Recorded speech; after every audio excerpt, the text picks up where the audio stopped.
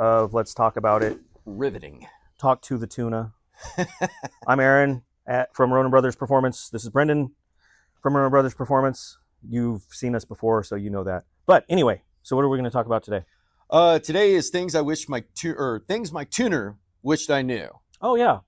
Stuff that I want them to know. Yeah. Okay. Things that'll make things a whole lot easier whenever things like this come into the shop, or whatever shop and whatever tuner you're using that should benefit you. Exactly. And this is going to be common sense stuff, and it applies to every car. We're not picking on this one. We're not picking on anybody in particular. It's just things that you need to know to be ready for a tune. It's going to save you a lot of time. It's going to save you a lot of money, because you're not going to miss a day of work only to take your car back home and have to fix it anyway, and then reschedule. You're not going to piss off the shop that you're taking it to because now they don't have a tune for that day because you weren't ready, et cetera, et cetera. So this is just good things to know, keep in mind, make into rules in your head that you're going to follow every time you go get a car tuned, or you're helping a buddy get ready to go get his car tuned. It's going to help all of you. And I agree. It's common sense from this side of the camera, right? Yeah. It's things that we're like, well, yeah, you should automatically know that. I might take it for granted. Right. We absolutely take it for granted, because somebody out there for the first time is getting ready to take a car, whether it's in stock form or whether it's lightly or probably not heavily modified by that point. They've had a tune, but this is their first time out the gate. True. And nobody wants to walk in anywhere saying, I don't know what I'm talking about. Nobody wants to feel that way where you're just completely unprepared for something, right? Yeah. Whether it's a doctor's office, whether it's going to work or anything else, you kind of want to walk in like, I've done this plenty of times, even if it's your first time. So exactly. I'm going to give an example real quick. One we took in recently. We had a vehicle come on in. We had been talking to this guy for probably a week and a half before we even start preparing to tune. We now have a new plan in place because of this vehicle, and it's actually the impetus for this video, I think. Yeah. We had been talking to him. You know, he had a vehicle, he had a little bit of modifications done, and he just wanted the tune set up for reliability. Just needs a tune. Yep, just needed a tune. He just needed it squared away. The previous tune that was on there was supposedly done when there was misfire issues, and now that he's gotten that taken care of, he's like, I just want it cleaned up and running appropriately. Well, and you change parts. Yeah, and he absolutely changed parts. Yeah. So the vehicle comes into the shop, you know, young man super excited, brought his girl with him, brought his buddy with a video camera. They're just excited about what was getting ready to take place. And one of the very first things we did, so normally, let me pause real quick on that. Normally, we highly recommend a pre-dyno pre-tune inspection. It is a paid service and it is not required, but it's highly recommended because it's going to give the owner a definitive list of things that need to be corrected, whether it's right now, this is a big deal, or hey, be aware of, this is something that you're going to need to check out. Yeah, maintenance down the road. Right, and it saves us time before it gets onto a dyno as well. Well, the young man opted not to do that. Not bad on him. It's $175, right? But we took the vehicle on, he's standing here, and we had a chance to just start going through it. One of the first indicators we had an issue was probably the 6-inch oil leak taking place underneath the vehicle with this sitting within 5 minutes. Yeah. Yeah, it was pretty good size. A lot of electrical issues that were massively apparent from the second the hood was popped, crawled under it. We had a brake caliper that was frozen up. There were some safety concerns with the vehicle, significant rust on frame aspects. It basically was not in a mechanical condition, honestly, to drive on the streets, let alone to be coming in, to go onto a dyno, to get tuned, to get ready to go. Was not ready for the dyno. And, it didn't cost a young man a penny. We put together a little list for him and said, these are the things you have to address prior to this thing coming back here. We are not going to tune it. We're not going to risk it. At that point, we were going to be using a dyno jet. So unfortunately, because of the position of the dyno and where the vehicle sits, all of that oil, all of the stuff that could go wrong would go wrong directly over the dyno. Not the sort of risk we wanted to do, and then wouldn't have been good for him either. Those sort of issues taking place would have caused catastrophic failure on the vehicle at any point in the future. Yeah. So that's just kind of one. I know you've been doing this 20 plus years as a tuner, so give me a bad one. We had somebody drive down, again, you just put parts on, needed a tune. It happened to be an Evo. I think it was an Evo 8 or Evo 9. Well, anyway, this chassis, 4G63. He drove 2 hours on 3 cylinders. It was very obvious that the car was on 3 cylinders because a 3-cylinder 4G63 sounds exactly like a properly running Subaru. It's impossible to miss. People are going to think we hate Subarus. Yeah, and it's not a dig on Subarus. It just because of the firing order in a Subaru. It sounds like a Boxer. That's not good. No. And the funny thing about a Subaru is if a Subaru is on 3 cylinders, it still sounds like a Subaru. It's just you can see the engine shake, so you know something's going on. Okay, jokes aside. We got it. It had 0 compression in 1 cylinder. I don't remember what cylinder, but it was completely dead. Stuck a camera down it. It had a bent valve and it had a cracked piston. And the owner truly believed that it just needed a tune. But, you know, obviously he liked cars but wasn't a car guy, because if he had been a car guy, he would have heard what was going on and he would have known that it was an issue. Well, maybe he thought he paid for a 3-cylinder tune and they just didn't enable the 4th cylinder. Yeah, variable cylinder management, better economy. Very big, very big. DOD. Right? Exactly, displacement on demand. That's probably the one example that I can think of that really stands out to me. We had another car that came in, noticed it had an oil leak, pulled the pan off of it. The engine hadn't ever been started. Okay. It was a brand new build. The rod bolts weren't tight, so kind of a big problem. Could be really, really, really quick. So it was a real good thing that we didn't start that one. Car that needed a base map, put a base map on it. Didn't check the cam timing because supposedly the car was a runner. This kind of goes back to things that we're going to talk about, that you want to list stuff out. If you know things about your car, I can't read mines. He can't read mines. Close though. Close. It's not school, and I'm not your dad. You're not going to get in trouble.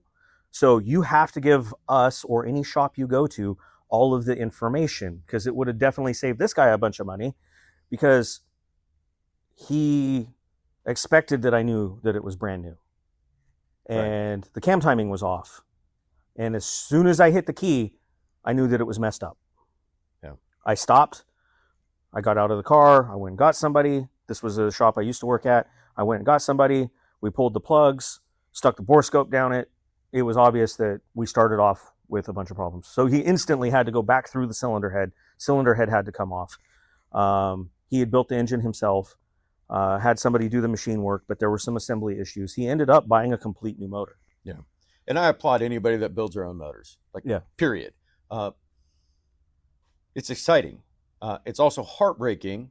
Exactly. Right? When things don't go to plan after you've invested all that money. So, if my appendix was having a hard time, I would go see a doctor. If I'm going to build something that I really want to generate a whole lot of horsepower out of, I'm probably going to go see a specialist in it. If I'm going to do a small block 350, I'm going to do that at home, because you can do that on a dirt floor. You can have super tight or super wobbly clearances. She's probably still going to run and produce you that 175 horsepower you're eking for. Exactly. But 500. Everyone out here is just my small block 350, 500 horsepower. Pop a wheelie over a pop can. Well, so, all right. So let's set up the scenario here. We're going to have a car that it's a runner. Mm-hmm. Maybe the customer has had it for years and he wants to see just how much is left on the plate. Maybe he wants to change boost levels. Maybe he wants to just go with the factory car setup or light modifications that's already done on it and has been operating on it, and brings it into you. What's one of the very first things that we're going to be looking at, and very first things that we really want to make sure is right before we begin? Does it have oil in it? Obviously, it's a running car, but when was the last time that got checked? And you want a fresh oil change before it comes in for the dyno run, right? Preferably. I don't want one that has 6,000 miles on an oil change. If it has 500 miles on it, 1,000 miles on it, that's fine. Okay. So Brendan wants a fresh oil change within 500 miles. So does Aaron. Let's do that. Your spark plugs are going to come out because we're going to do a compression test. They better be new when they come out. Or within that same 500 mile, 1,000 mile. Or within that same 500 miles, gapped properly. If you have questions, emails are free, texts are free.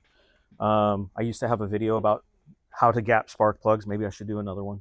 That's a great idea, because I don't have one on my channel, I guess. Yeah. So we are going to set up a 900 number if you want to get direct on the phone. That's $5 a minute. Clamps. Obviously, this is a radiator hose clamp, but all the clamps on the car, all your boost stuff, you should double check. If you don't know what tight is, again, ask questions. Make sure you don't have leaks. We've talked about that. So oil leaks are pretty obvious. Coolant leaks, boost leaks are a little harder to check sometimes, but normally just putting a ratchet on something, you're going to figure it out. If you have T-bolt clamps, you can see here there's no obvious way to access the nut on the T-bolt. That's properly installed because it means it's on the back side facing down or slightly back. So if it does blow a pipe off, we don't have to pull the bumper to get to it because they're not pointed this way where you can't put a wrench on it. Right, or facing towards important things that it's going to run that T-bolt bolt into. Exactly. Yeah. We are getting a hub dyno, but for the sake of actually checking the tune on the street to make sure the drivability is good, make sure you don't have flat tires. They're not worn out. If it was going to a shop that has a dyno jet or a Mustang dyno or something like that where it's on rollers, the car cannot be stupid low. I don't care what you do 99% of the time, but if you bring the car to a shop to put it on a roller dyno, it can't have 10 degrees of camber and it can't be scraping the unibody on the ground. Lift it up. It's just a day. Nobody's going to think that you're not cool because your car can get on and off a dyno, because that's something I ran into. I got a car stuck on the dyno one time because it was too low.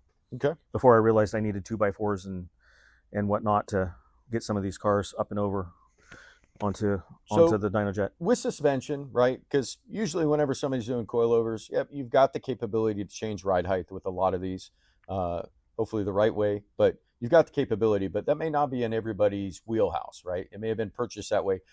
Talk to your tuner about the ride height prior to getting there. That way it's not a shock to anybody. There's things, if you've got a standard dyno like that, there's things that you can do. Then you brought up with us, we've got the mainline hub dyno that should be here in the mid-December timeframe. So that will be less of a concern for us. God, I can't wait. I'm so looking forward to that.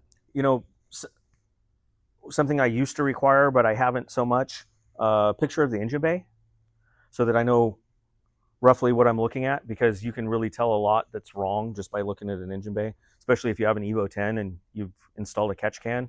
90% of those aren't done right because they delete the air going to the intake manifold, which affects your idle. So that's always a good thing. Send that to whoever's going to tune the car. They're going to appreciate that. I guess the ride height, depending on their dyno, if it's in ground, if it's above ground, send them a picture. Yeah. Do a side profile shot. You probably got one on your phone already. Even the cars that have air ride, yeah, I know you can air it out, but primarily the cars that are static, a lot of those get set up really, really low. I think that's going to be most of the normal maintenance stuff. In the case of like a 4G63, do you know the last time your timing belt got done? Or if it has a balance shaft delete, or the balance shaft belt got replaced? They are 60,000 miles according to Mitsubishi. The state of California says 90,000 because whatever they smoke there is apparently pretty good. Makes the rubber last longer. Those will break. Typically the balance shaft belt breaks. That gets wound up in everything, makes the timing jump, which I kind of think may have happened to this car. If you saw that video, it slams valves and voila, you're at least doing a cylinder head, possibly a motor. So basic maintenance goes a long way. Yeah. Just knowing that it's been done. And it's not too far of a bridge to jump over, right? If you're bringing a car in for tuning, you're probably looking for horsepower, torque, drivability, reliability, and fun. Maintenance comes into that, right? That's a part of the equation. It's like, I'm going to invest in the car. I'm going to invest in the longevity of the vehicle. So I need to make sure that the oil's fresh. I need to make sure the spark plugs are good, especially if I'm asking more from it. I'm going to want more power out of this thing. Yeah. As far as the boost leaks, vacuum leaks, it's pretty common. Once again, it's stuff we can check. Yeah, we've got tools here specifically to check for those. Most to shops make sure should that be we able can to find it. Yeah, I would imagine they do, but not all shops have a tuner. Not all shops do the same thing. So at least in our case, yeah, super easy for us to take care of. That's a part of our standard pre-dyno. But if it's not, maybe ask specifically about that, or, go on Google, go figure it out. You can get in there and you can start kind of working through this. You might find some of your performance issues you have is directly related to a mechanical issue, not necessarily a tune issue. Yeah, well, like in the case of an Evo, if the EGR delete is done incorrectly, the EGR valve is going to be open. That's going to create knock. Why would you ever delete an EGR? That is about emissions, safety, and compliance. California Air Resource Board. That has no funding. What I meant to say was that your EGR valve, the line pops off. That's actually pretty typical because there's no zip ties on these. Yeah, they just omitted that, and so sometimes it happens because they're not barbed. So yeah, you need to make sure that's on there. When your EGR valve is malfunctioning, that's gonna affect tunes. But on the case of the Evo, it's deep. It's on the firewall side. You got to reach down through where the strut bar is. Not everybody can reach in there, but find a small child, small man, something. Check that out. Things like the car doesn't idle and you're not sure why. You've tried making it idle. When you're making your list of modifications, my suggestion is make a list of problems. I've had serpentine belts fly off and, that's a maintenance item? Or my favorite is, I noticed the power steering pulley was bent. Again, I'm not your dad. This isn't school. You're not getting in trouble. I'm not coming at you like I'm a drill instructor. If you know this stuff, your tuner, the shop you take the car to, they're going to appreciate that, because now all of a sudden I have to go find a new serpentine belt, which not everybody keeps in stock. The last shop did because we kind of knew this was a common issue. You're going to pay shop rate to have it replaced. You could have done it at home, saved yourself $150 an hour, $200 an hour, whatever that shop charges. Some shops, maybe they're $100 an hour, but you're still spending that money. Yeah. So go to O'Reilly's, fix it yourself if you know that it's a problem.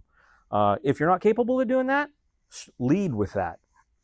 I'm pretty good about asking, are there any known problems? That, at least in our case, that's your one chance to, say, hey, I think this is a problem. I know this is a problem. It's okay to say I forgot to tell you, because I'm forgetful too. But when I find out the hard way, and sometimes you will at 8,000 RPM, and it could be the difference between a blown motor and being able to correct it and get it tuned properly. 100%. And that kind of leads us to one thing here, since we are talking about maintenance, we are talking about repairs, right? Tunes don't go bad. They don't. Ever. Yeah, that's not a real thing. Anybody that's telling you it's a real thing, they're smoking crack. Unless somebody dropped a nuke and an EMP flashed, if destroyed all you've your lost electronics. Software, right? Like if the tune is no longer contained anymore in that magic box called an ECU or standalone, I agree. But then that's not the tune went bad. Sure. You had a hardware failure, which led to a software failure. But in the case of your vehicle, your buddy's vehicle, hey, I think my tune went bad. That's not a thing, even though we continue to hear it. That is a mechanical issue that is existing in your vehicle right now, whether it's partially obscured by a tune or not, that is leading to symptoms you're seeing. That's something that has to be fixed, not retuned. Save yourself some money, save us some headache. If it's not running right, it's a mechanical thing. We need to work that out. Now, you may not have a great tune, right? Yeah, you might have a bass tune. Not everybody has got that dude hanging out with them every single day in a garage, right? You might have a new guy that is tuning your stuff. You might have a buddy that, hey, he took some classes, he went to a school for a couple months, and now he's a tuner, right? That's going after it. I'm not saying that's not a bad tune. Those exist. Those are out there. 100%. But the tune can't go bad. It can't be like, man, this thing just performs really well. So start looking back, right? This is just diagnosing what the issue is. It could be fuel. You could have gotten bad gasoline. It could be the spark plugs. It could be... Well, in the case of this car, the map sensor went bad. Yeah. Oh, yeah. Known issues. Yeah, and this car came in, the owner didn't know what the problem was. Not throwing him under the bus at all. Oh, no. He just knew it didn't run. He was, absolutely upfront on everything. That's why we love him. Thank you, Chris. Right? Is that, hey, look, this is what I know. This is the time frame that things took place. This is the unknown. And that's our job to figure out the unknown, to make sure that when we get done, this thing goes back to him and it's a reliable rocket out there making him smile. Well, and actually, this was a perfect example of great communication. Yep. He said it started fouling plugs and just suddenly stopped running. Yeah. So my experience, I knew that because of the particular map sensor on this car, they have a known lifespan. They fail. It's the first thing I looked at. When I hooked up the laptop to it, it said 43.5 pounds of boost. It's like, oh, guess what? I was right. Yeah, with the vehicle off. Yeah, non-running, energized. So, but, widebands. It was good communication. Yeah, and in this case, yep, it doesn't have a wideband hooked up, but wideband will go bad. In the case of stock ECU stuff, your front O2 sensor controls your narrowband function. Those go bad. Exhaust leaks can cause that. If you have exhaust leaks, that will change the tune. But again, hardware. Or say that again for the rest of the class. Like, if you have an exhaust leak in front of or near O2 sensors, you are not getting good data. Yeah, because it doesn't seem like it. In your mind, you're thinking, oh, there's pressure there. But in the case of an exhaust leak before the sensor, it'll actually pull fresh air in. Fresh air makes the car think it's lean, because it has more oxygen. Yeah. So then the car's like, oh, well, I have to compensate for this oxygen, so it adds fuel. And then maybe you're running 10% rich, and all of a sudden it starts fouling out plugs, or it throws a check engine light because the O2 trims are out of range. If you have, depending on the wastegate structure, you can have leaks there that could cause stuff like this. Not so much the exhaust going into the wastegate, but coming out of the wastegate if it's recirculated. So you might not know that you have an exhaust leak. You might not be able to smell it or see it, but sometimes they're there. Evo 10s, everybody with an Evo 10 has probably learned this by now. They'll crack the exhaust manifold and do the same thing. Yep. A lot of other cars don't seem to have that problem so much. Subarus have the O2 sensor before the turbo, so it sits under pressure. They have a lifespan because of that. It starts getting skewed. There are tables in the software, but it's an example that the O2 sensor does have a life span. And O2 sensor placement in relation to the engine, combustion chamber, O2 placement in relation to the pipe, where on the pipe, how it sits, what can take place with condensation, what can take place with a rich running engine. Like, all of these things can affect O2s.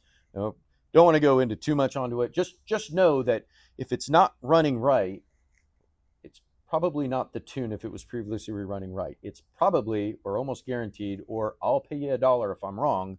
Hey, you got a mechanical issue that needs to be identified and rectified. Now, depending on the shop, they may be suited for that. Depending on us and how I feel that day, we're suited for it. But I'm not here to do your maintenance. I'm here to help you make a vehicle perform at the level that you're asking for. So, come on in and it's got a bunch of things wrong with it. I hope you're a really cool dude. Like, if you're a really cool guy, yeah, we're on board. I thought of one that's really overlooked, because primarily my life has been spent doing Mitsubishi stuff, but this applies to Subarus, Nissans, Toyotas, anything that's fuel injected. A lot of people don't understand where the fuel filter is in most modern fuel injected cars. Older ones do usually have one in the engine bay somewhere.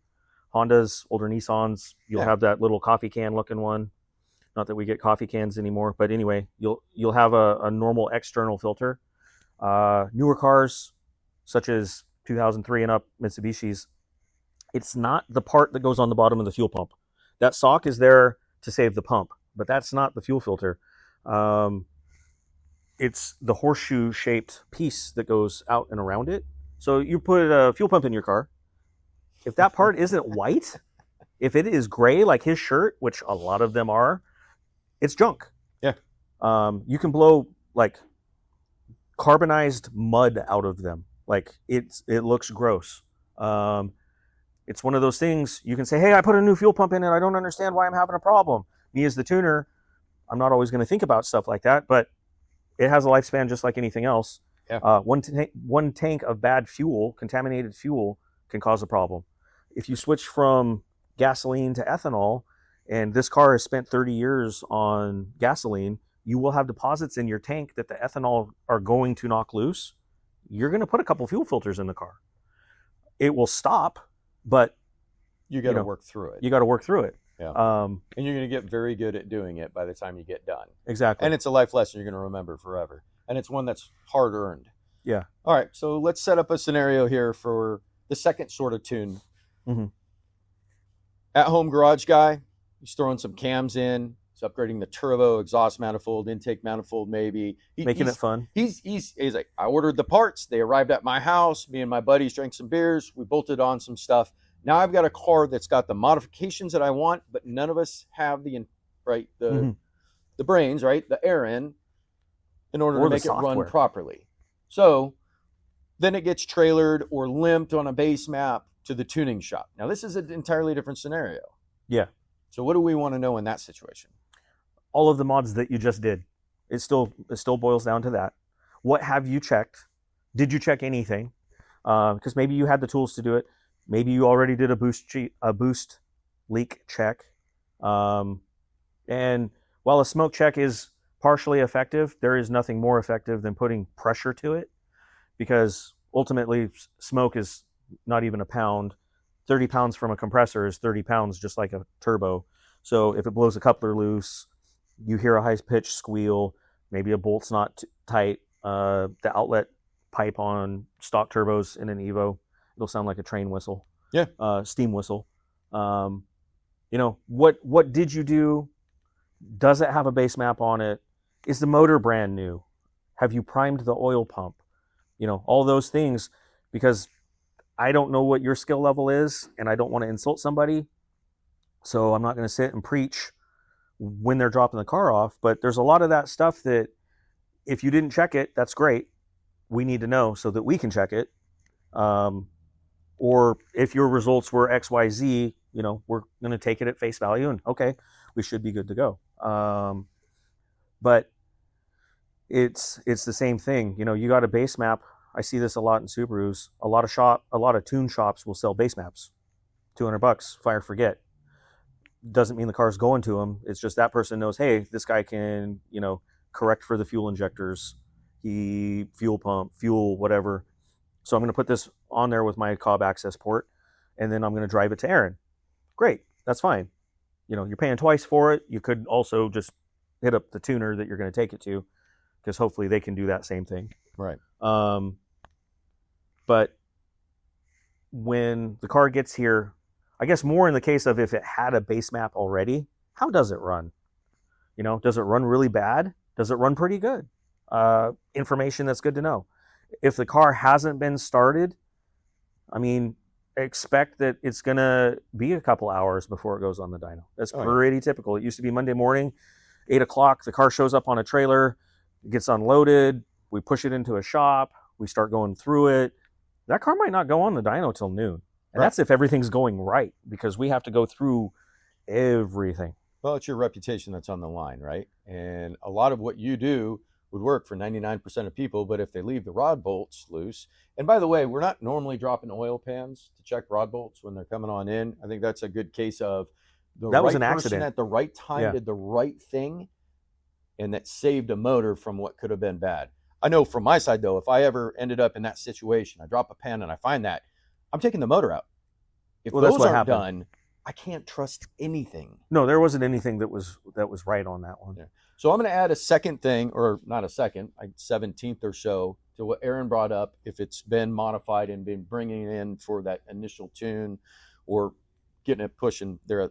If you did the modifications because something was wrong, that needs to be discussed in advance. He was misfiring, and I used this opportunity to update the ignition because I thought it was a coil, or I updated the cams, or my favorite, it just didn't sound good. It sounded a little bit off, so I put an exhaust intake and a bigger turbo on there. Right. If those took place because of a mechanical issue, that was the start of why those modifications took place, we need to know that, because if you didn't actually find the underlying root cause of the mechanical failure, it could still exist. And there's nothing worse than dumping thousands of dollars into a car just to see the motor go because of something that you missed. Yeah.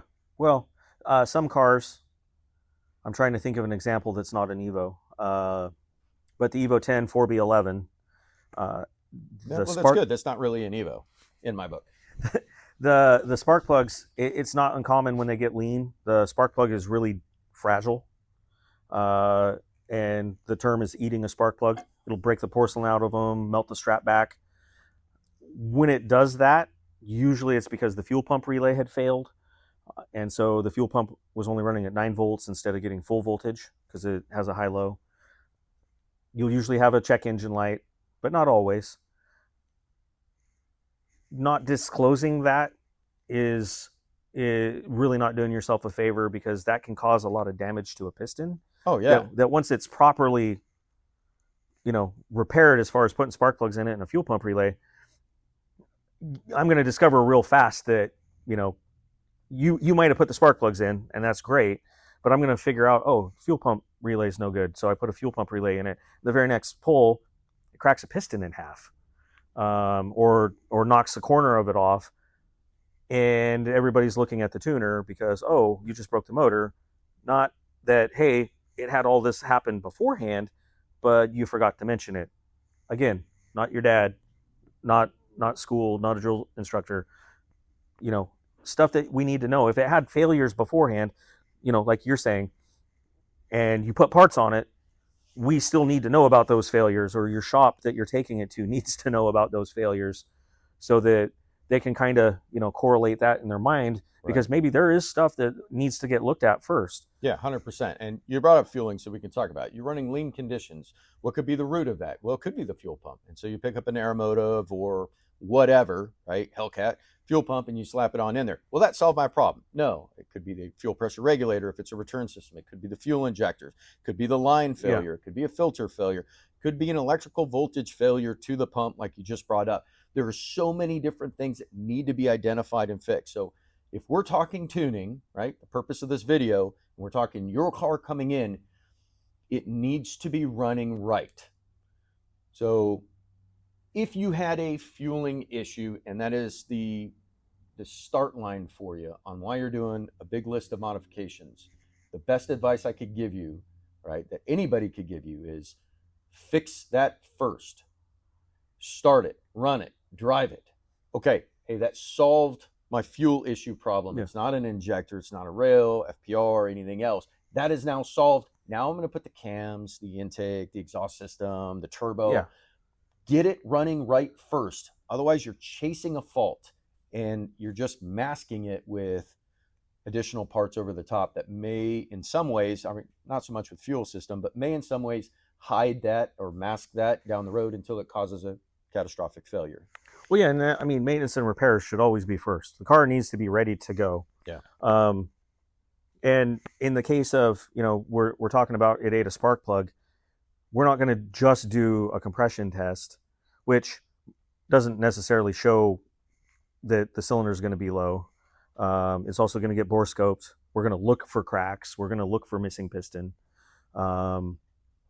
Typically, it'll also get leak down, because then that'll tell us, well, on its way out, did it ding the valves?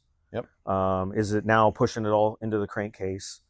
You might spend the pre-tune inspection that's normally an hour for $175. You might spend 2 hours or 3 hours to find out, hey, this car's not ready to go on a dyno, because if it does, it's going to break. Right. And just saying, I'm going to send it, I brought a trailer, yeet, yeet, that's not really how you want to approach it, because I'm cool. I'm hip. I know what that means. In the case of an Evo 9, you can't buy an Evo 9 cylinder head anymore. New. OEM. Well, you can barely buy them used. So if you toast a cylinder head, you are screwed. So it has bent valves, or it has a valve that has a little bit of leak down. Okay, great. Now's the time to stop, because you're going to pay to fix it anyway. Right. So you're going to spend $3,200 to send it to Head Games and have everything done. Which we love, by the way. Yes. Dave and the crew are awesome. Yeah. But you're not going to have to spend $3,000 finding a used cylinder head on top of that, and then have to send that one in. Right. Look on Facebook Marketplace at how many people sell cylinder heads, and they don't even have the cam caps with them. Like, they don't know. And so you spend $3,000 on a piece of junk, and then you spend $3,000 again. Before you know it, you are a statistic, and you're parking your car out because you can't afford it. So this is why good communication and disclosing problems and knowing where you want to go with a car is so important, because it's not me trying to make money. It's not that shop trying to make money.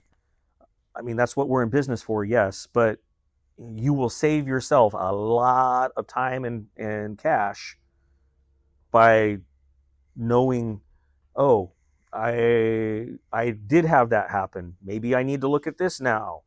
Make an appointment to have a compression and leak down done on your Evo 10 or car that cracked a piston or lost a spark plug. Because other cars will do it. I think I've seen it in some EcoBoost stuff too. But versus a tune. Because if you're ready to throw down on a tune, let's say your tune's going to be $600. Well, you have $600 worth of money there for diag.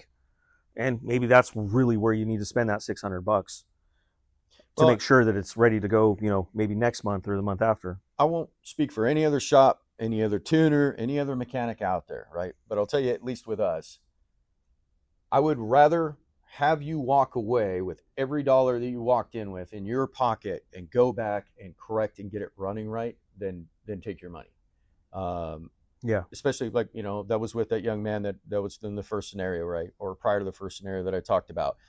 He didn't spend a penny and he learned something. Hopefully he did. That's going to benefit him as he goes down the road.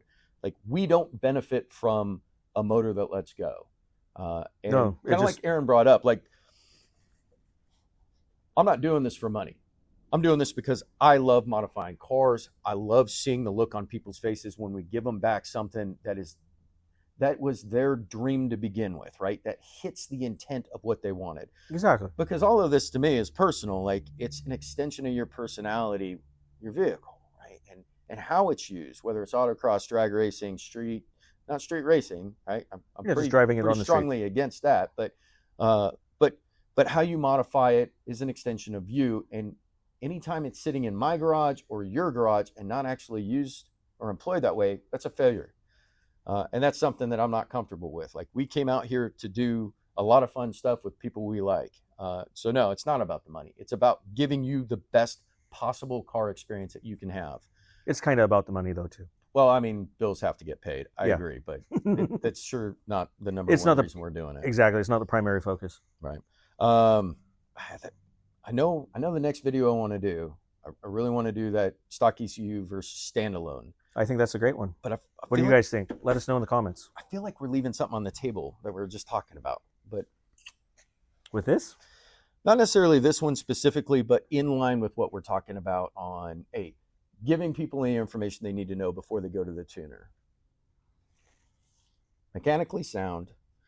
Update the stuff that needs to be updated on your standard maintenance, right? Plugs, oil, good gas in it, right?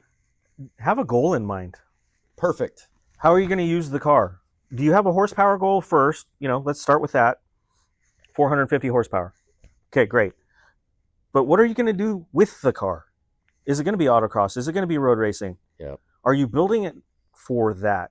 It seems a lot of cars get built and they go to Cars and Coffee and then they go back to the garage. Which is fine. I'm absolutely fine with, right? It makes my job way easy. I don't have to worry about it breaking if you don't ever use it. 90% of the Corvettes I work on, it's exactly that. I want it louder. Cool. I want it lower. Very cool. Let's do that. But if you want to use a car, we have a service we offer. It is called a build consultation. I look at rule books for various, sanctioning bodies. If you're going to autocross, you're going to drag race. Somebody says, hey, what does this rule say about this mod? Number one, to make sure your car is legal. Number two, well, the rule doesn't cover this, so that's an angle you could run to be competitive. You could pay for that service. You want to buy parts? We sell parts. Not primarily what we do, but we can make sure you get the right parts to meet that goal. Absolutely. And there's a whole video just on that alone on like, True. Hey, look, nobody's got a tree that's giving them money every single day, right? And if you do, can I have some seeds? Right. But like, you can build it wrong. You can order the wrong parts, high dollar ones, good name value ones, but order the wrong ones for what you're trying to do, how the vehicle is employed. Mm-hmm. And so getting somebody with the experience, right, not just in tuning, but in the Evo community, in the Corvette community, in the Ford community, right, to go through and say, this is what we've practically applied and found works the best in conjunction with each other. So that way you're not wasting money. You're not ordering the same part twice, trying to find it where it's your dream car, right? Yeah. I guess a great example, I literally had this conversation with one of my friends and customers yesterday. His car is built to be a drag car and half-mile car. He had a question about, he's putting a sequential in it, so you want to know some gear ratio stuff. Again, build consultation. Get that outlined. And he goes, and I want to road race it. Oh, well, that's really important. Yeah. He has a 950 horse combo. That's not really what you would road race. Because the lowest it's going to go is too much. The power band's going to be real small. But then that all affects his sequential, which is a $15,000 transmission by the time it's done. He has to pick ratios to do both now. So for him, in this case, a 25-minute phone call saved him a lot of money. And it really came down to, in his particular case, well, if you want to road race, you're going to have a turbo specifically for that, because the 6870 that you have, while it's a great drag turbo, it's a lousy road race turbo. Oh, yeah. You're going to be sitting in lag the entire time. Yeah, he has a stroker motor. It does make good boost by 4,400, but it's 4,400 to 9,000. That's okay for drag racing, but not for 20 minutes. Right. So it's like, oh, well, let's do this turbo instead. It'll make 450, 500 horse. It still works with everything else you have. And so in his case, he would need two different turbos. You can't make the one do everything. So basically talk to the doctor if you're getting anything from this.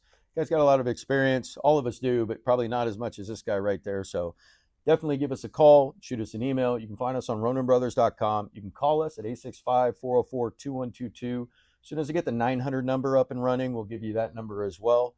You can email us, RONINBrothersPerformance@Yahoo. You can find us on social media, right? The YouTube channel. I still haven't made a Facebook page. Yeah, we'll have to get that done. I'm Aaron O'Neill 547 on Instagram and Facebook. And I'm private. I don't want you messaging me. Call me at the shop. I'm Aaron O'Neill 1 on YouTube for my tech channel. But if you want to consult about a build consult, that is no charge.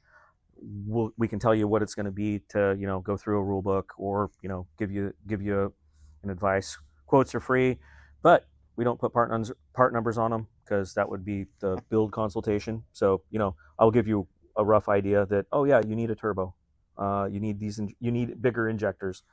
That's the type of stuff that you're going to get if you don't want to pay. So don't get frustrated if you try exploiting that one. Hey, appreciate you. Thanks for watching. Like I said, next video we're going to have up is going to be standalones versus factory ECU tuning, and why you may want to slide one way versus the other. Mm-hmm. I'm excited for that one, because I know I've got a lot to learn on it. And there's a lot of good discussion. Yeah. So I appreciate it. Keep watching. Take care, guys.